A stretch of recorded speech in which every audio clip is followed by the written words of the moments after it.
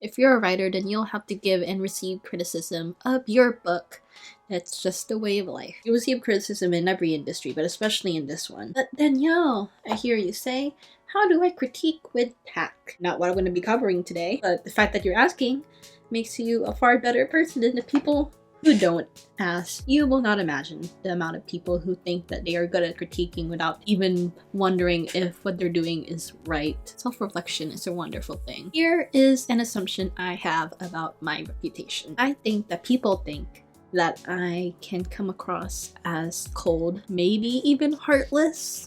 I am not the most emotional in day-to-day life. I have never cried during the film. I talk deadpan in 90% of my encounters in real life. I used to be incredibly rude and had zero filter. I like to think that I have changed for the better now. The point that I'm trying to make is that if I can learn how to critique properly, then anyone can. Here is why I had such a difficult time learning how to critique. I had to realize that some people had emotions. I like to think I'm pretty tough when I receive criticism. I wouldn't blink if someone told me that my psychic distance felt a bit off. If I told that to someone else, they could easily take that as me insulting them as a person and not their work. Of course, it always matters in the way of how you phrase it. The fact is that you need to care enough to phrase it in a correct way. You want to know what skill that requires? Empathy. It took me way too long to figure out how to basic human empathy. And please understand that I'm not trying to come off as an emotionally blunted badass whose words can never touch her. Yeah, I am human, believe it or not. I do feel emotions sometimes, it's just that I don't really show it. The facade is quite useful, honestly.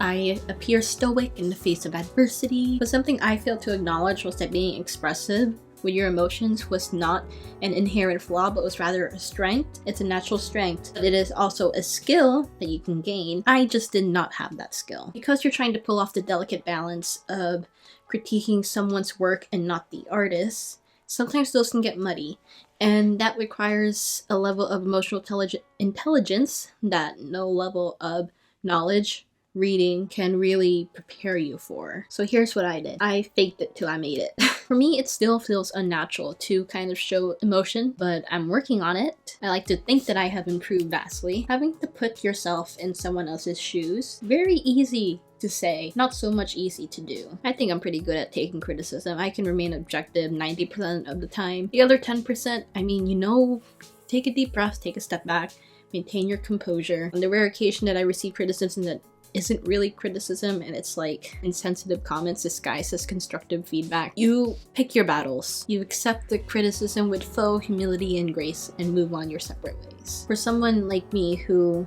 is very objective when it comes to taking criticism, it is hard for me to put myself in someone else's shoes. Trust me when I say I'm not perfect. I've definitely taken criticism as an insult to myself as an artist rather than my work. The biggest example would be when I wrote that crossover fic with Evan, but then again, that was one time. My advice to other logic-minded people, I can hate using that word, it sounds pompous, to other people lacking emotional intelligence.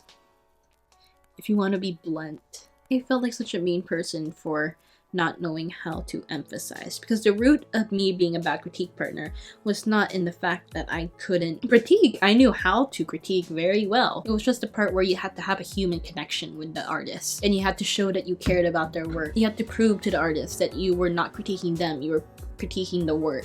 And that was something that I really struggled with, not because it was something that I couldn't do, it was because I didn't know what was wrong. I didn't know that empathy was such a vital skill to critiquing. So I just wanted to say to people who don't know what is exactly missing, it could be empathy, and if it is, it's okay to learn. The fact that you want to learn makes you so much better than the cruel people who just make hurtful and insensitive comments masquerading as constructive criticism. And that's the tea. I mean, I feel like a big part of that is me being a young writer and still kind of learning, outside of writing, learning more about myself and emphasizing with other people more, learning those valuable skills that that you learn throughout life that I haven't experienced yet. Empathy is hard, but you can learn it. This is how I learned how to critique. I can make a video on how to critique. I mean, on that side, you'll see the very logical side of me, the step-by-step order of how I critique.